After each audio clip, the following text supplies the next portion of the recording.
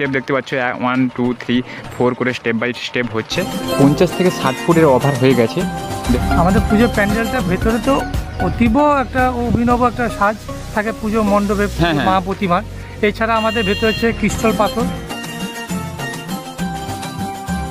আমি এই মুহূর্তে রয়েছি জিরাট আদিপাড়া স্টেশনে, অর্থাৎ জিরাট স্টেশনে রয়েছি। এই জিরাট স্টেশন থেকে এই যে সামনে যে প্ল্যাটফর্মটা রয়েছে, যেটা আমাদের সিঁড়ি রয়েছে, সিঁড়ির পাশ দিয়ে গলিটা বেরিয়ে গেছে, সে কিন্তু মেন রোড রয়েছে।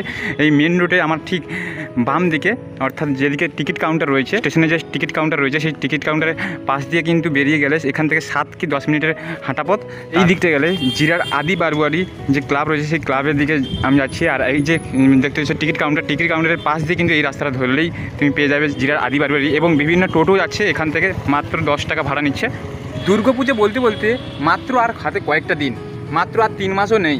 তো এই 3 মাসের মধ্যে কিন্তু আদি বারোয়ারি ক্লাব, যে আদি বারোয়ারি ক্লাবে সেই বছর যে 2024-এর যে থিম করতে চলেছে, সেটা হলো কাতারের মুন টাওয়ার।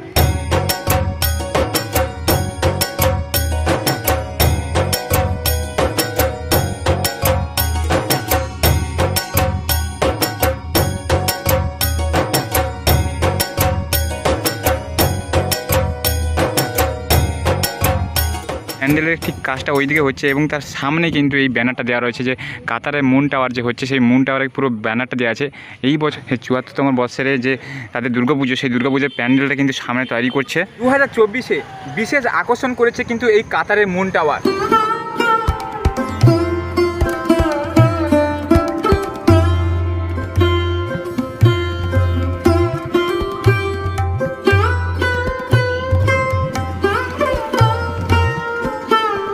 কাতারের মুন টাওয়ার যে হচ্ছে, এটা কোথায় তোমাদেরকে বলে দেই।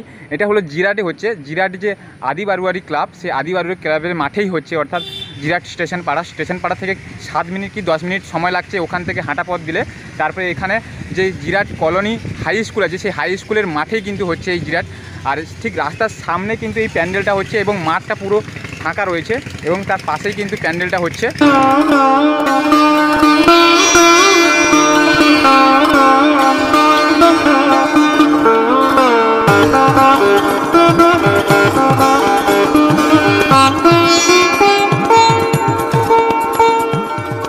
যে মুন টাওয়ারটা হবে, সেই মুনের মতো আকৃতির যে হবে, তার একদিকে দেখতে পাচ্ছ, একদিকে এই যে উঠে গেছে আর ঠিক এই দিকটা উঠে গেছে, মাঝখানে কার্পের মতো তৈরি করবে, অর্থাৎ মুন টাওয়ারের মতো যেরকম দেখতে সেরকমই তৈরি করবে। মাঝখানটা দেখতে পাচ্ছ স্টেপ বাই স্টেপ তৈরি করছে।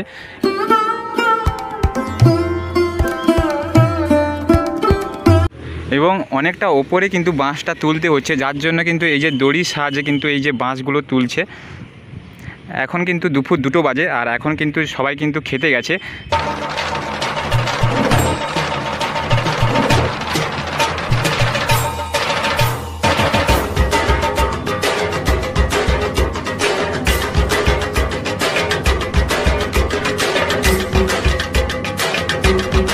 এই 74তম বর্ষে জিরাট আদি বারোয়ারি ক্লাব কিন্তু একটা নতুন চমক দিতে চলেছে।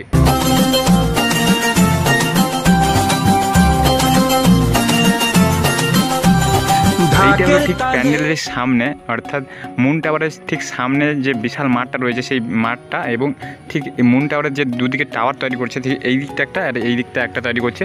এবং এটা এন্ট্রি গেট, এন্ট্রি করার পর এইখানটা কিন্তু পুরোটা প্যান্ডেল হবে এবং এর ভেতরে বিভিন্ন প্যান্ডেলের কারুকার্য হবে এবং এর ভেতরে কিন্তু যে প্রতিমা থাকবে ঠিক ওই জায়গাটায়।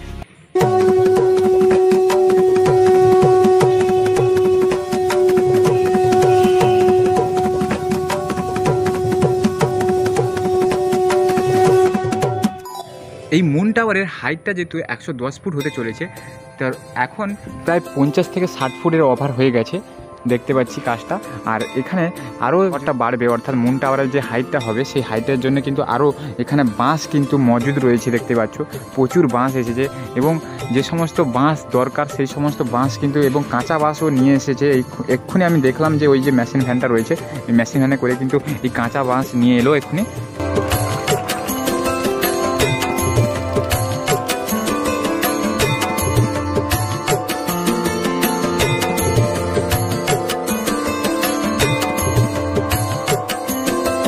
মুন টাওয়ারে কিন্তু পুরো বাজেটটা হচ্ছে প্রায় 20 লাখের ওপরে বাজেটটা হচ্ছে। আমি কথা বলে জানতে পারলাম যে এখানকার যে প্যান্ডেল সবাই করছে, যে সমস্ত শ্রমিক দাদারা কাজ করছে, তারা কিন্তু ঠিক এই যে ঘরটা, এই ঘরটাতে থাকে আর এখানে খাওয়া দাওয়া করে দুপুরে। আর ঠিক এই যে প্যান্ডেলটা হচ্ছে প্রায় 1 মাস ধরে কিন্তু প্যান্ডেলটা হচ্ছে। আর এই যে গলিটা করা আছে পুরো, যে মুন টাওয়ারের যে মেন গেট, সেই গেট থেকে কিন্তু এই পুরো জায়গাটা প্যান্ডেল হবে। এবং পুরো জায়গাটা থেকে কিন্তু যে ঠাকুর থাকবে যেখানটায়, অর্থাৎ মা প্রতিমা থাকবে, সেই প্রতিমা থেকে কিন্তু এই জায়গাটা পুরো কাঁচের ভেতরে ডেকোরেশন করা থাকবে, কাঁচ। আর যতটা জানতে পারলাম যে কাঁচটা কিন্তু এখানকার কাঁচটা আসছে না, কাঁচটা কিন্তু দিল্লি থেকে নিয়ে আসা হচ্ছে।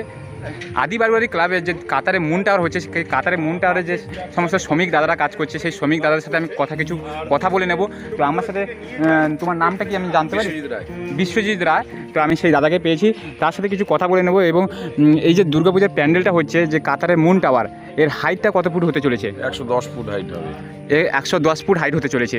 এবং এর ভেতরে কি আকর্ষণীয় রয়েছে এবং বাইরের পাশটা কীভাবে আকর্ষণীয় রয়েছে? টোটালটাই কাঁচ দিয়ে পিলাইয়ের উপরে কাজ হবে। আচ্ছা, কাঁচের উপরে কাজ হবে। কাঁচ, পুরো কাঁচে। কাঁচটা কোথা থেকে আসছে? চন্দননগর থেকে আসছে। চন্দননগর থেকে। লাইটিংও চন্দননগর। আর লাইটিংয়ের বিশেষ আকর্ষণ থাকছে, লাইটিংটাও চন্দননগর থেকে আসছে। আচ্ছা, প্রতিমার কোনো কি আকর্ষণ থাকছে? প্রতিমারটা তো আমি ঠিক বলতে পারছি না। হ্যাঁ, তবে আকর্ষণ তো থাকবেই, একটা চমক তো থাকবে, এত লাখ টাকা যখন বাজেট তাদের। আচ্ছা, এই যে আমাদের যে শ্রমিক দাদারা কাজ করছে, এরা সবাই কি এখানকার না কি বাইরে থেকে? না, অম্বিকা কালনা। অম্বিকা কালা। অম্বিকা কালাটা কোথায়? অম্বিকা কালনা এখান থেকে 4 স্টেশন পড়ে। 4টে স্টেশন পড়ে। আচ্ছা, এখানে কতখানে বাঁশ আনুমানিক লাগতেছে? মোটামুটি 4000-এর উপরে। 4000-এর উপরে।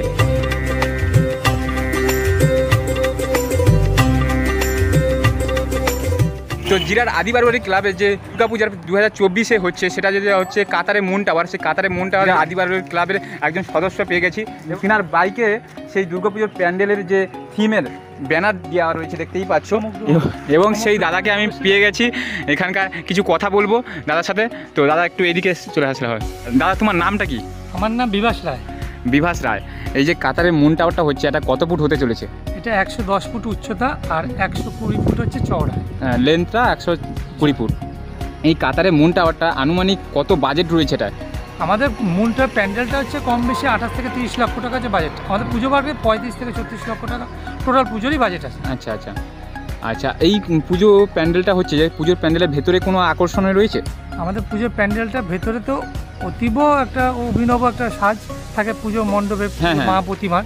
এছাড়া আমাদের ভেতরে হচ্ছে ক্রিস্টাল পাথর, আর তারপর হচ্ছে আলোকসজ্জা, ক্রিস্টাল পাথর থাকে, মার্বেল থাকে, স্টোনের একটা কথাবার্তা চলছে। ভেতরে অনেক ডেকোরেট থাকে। আচ্ছা, এর বাইরের পাশটা কি প্যান্ডেলের কি আলোকসজ্জা থাকছে? ভেতরে হচ্ছে পুরো লেজার লাইট থাকবে, পুরো ভেতরে লেজার লাইট, প্যান্ডেলটা লেজার লাইট থাকবে। আচ্ছা, আর হচ্ছে সার্ফি থাকবে এবং স্পটলাইটও থাকবে।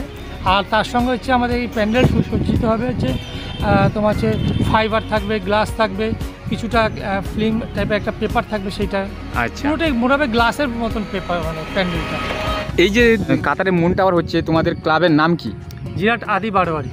এটা কত বছরের পুজো হচ্ছে? এটা আমাদের পুজোটা হচ্ছে 74তম হচ্ছে বর্ষ এই বছর। 74 বছরের পড়ছে। এই কি যে 74 বছরের মধ্যে কি এইটা সব থেকে বড় পুজো হচ্ছে? এটাই আমাদের জিরাটের সবচেয়ে পুরনো এবং সবচেয়ে বড় পুজো। আচ্ছা, এই পুরো মাঠটা আমি দেখতে পাচ্ছি, পুরো ফাঁকা মাঠ। এই ফাঁকা মাঠে, এই ফাঁকা মাঠটা হচ্ছে আমাদের এখানে হচ্ছে এই 7 দিন ব্যাপী ধরে মেলা হয়। হ্যাঁ, প্রচুর মিলন মেলা যেটা বলি আমরা। হ্যাঁ। এছাড়া মাঠে সাংস্কৃতিক অনুষ্ঠান হয়। আচ্ছা, 7 দিন ধরেই। সেখানে বহিরাগত শিল্পী সমন্বয়ও কিছু থাকে। আচ্ছা, প্রত্যেক লোক আমাদের মাঠে এসে আসে, কারণ অন্য অন্য পুজো মণ্ডপে এক জায়গাও থাকে না, কিন্তু আমাদেরকে সবাই মিলে এক জায়গায় একটা সম্মিলিত হই এবং সবাই মিলে আনন্দ করি, একটা খোলামেলা পরিবেশ এখানে খুব শান্তপ্রিয়ভাবে। আচ্ছা, এখানে কি এই যে তোমাদের ওপেনিং কবে হচ্ছে?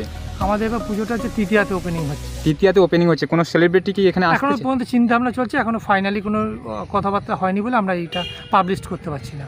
এই কাতারে মুন টাওয়ার হচ্ছে, এই যে এখানকার যে শ্রমিকরা কাজ করছে, কতদিন ধরে শ্রমিকরা কাজ করছে? এখন এরা কাজ করছে মোটামুটি 1 মাস হতে চললো এই পর্যন্ত কাজ হতে। আমরা মোটামুটি 120 দিনের একটা টার্গেট নিয়ে ওরা কাজ করছে। মানে 120 দিনের মধ্যে ওরা কমপ্লিট করে দেবে, তৃতীয়ার মধ্যে ওরা কমপ্লিট করে দেবে অবভিয়াসলি। হ্যাঁ, তো ওরা একদম খুব উদ্দেশ্যেই কাজ করছে, কারণ কিছু কিছু সময় প্রাকৃতিক দুর্যোগের জন্য আমাদের কাজটাকে কিছুটা বন্ধ রাখতে হয়। তো সেই জন্য ওরা দিবারাত্রিভাবে, শুধুমাত্র দিনও মানে না, দিবারাত্রি দুবেলা করে কাজ করে, মানে রাত্রেও কাজ করছে, দিনেও কাজ করছে, একদম একদম ডবল ডোজ করে।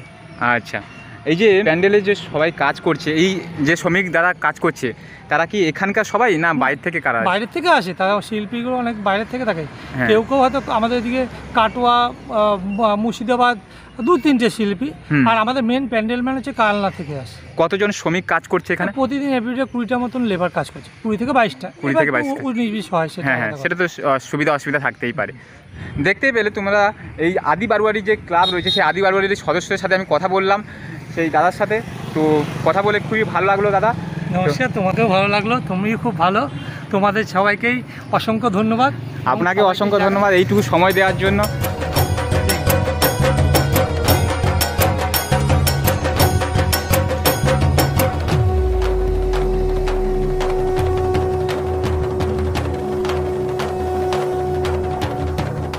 যেইখানটা প্রতিমা থাকবে সেই প্রতিমার কিন্তু এই যে পুরো পাকা দেওয়াল করা রয়েছে এবং এই জায়গাটা কিন্তু প্রতিমা থাকবে এবং সিঁড়ি রয়েছে, দেখতে পাচ্ছ দুটো সিঁড়ি রয়েছে এই দিয়ে। এখানে ওই পাশে কিন্তু ওপরে দুর্গা প্রতিমা থাকবে এবং যে জায়গাটা প্যান্ডেল হয়েছে দেখতে পাচ্ছ, এই প্রতিমা যেখানে থাকবে সেই প্যান্ডেল হয়েছে দেখতে পাচ্ছ এইখানটা। আর ওই পাশ দিয়ে এন্ট্রি গেট হবে এবং বাহির পাশ মনে হয় যত সম্ভব এই পাশ দিয়ে কিংবা এই পাশ দিয়ে করবে মনে হয় যত সম্ভব। প্যান্ডেলটার পুরো এই পাশে যে এখানে কাঁচের আলোকসজ্জা করবে সেইখানটা কিন্তু এখন প্যান্ডেল হয়নি। যে এখন মুন টাওয়ারটা হচ্ছে সেই মুন টাওয়ারের জন্য কিন্তু এখন পুরো প্যান্ডেলটা তৈরি হচ্ছে। স্টেপ বাই স্টেপ দেখতে পাচ্ছ 1, 2, 3, 4 করে স্টেপ বাই স্টেপ হচ্ছে। দেখতে পেলে আমি দাদার সাথে কথা বললাম, এখানে কিন্তু দিবারাত্রি ধরে কাজ চলছে। এখানে যে প্যান্ডেলটা হচ্ছে কাতারের মুন টাওয়ার 110 ফুট হতে চায়। আজকে আমি তোমাদেরকে এই কাতারের মুন টাওয়ারটা তোমাদের দেখালাম। তো ভিডিওটা কেমন হয়েছে তোমরা কমেন্ট করে জানাও, আর ভিডিওটা ভালো লাগলে একটা লাইক করে দিও এবং চ্যানেলটাকে সাবস্ক্রাইব করতে ভুলো না। এবং আসছি কোনো এক নতুন এপিসোড নিয়ে।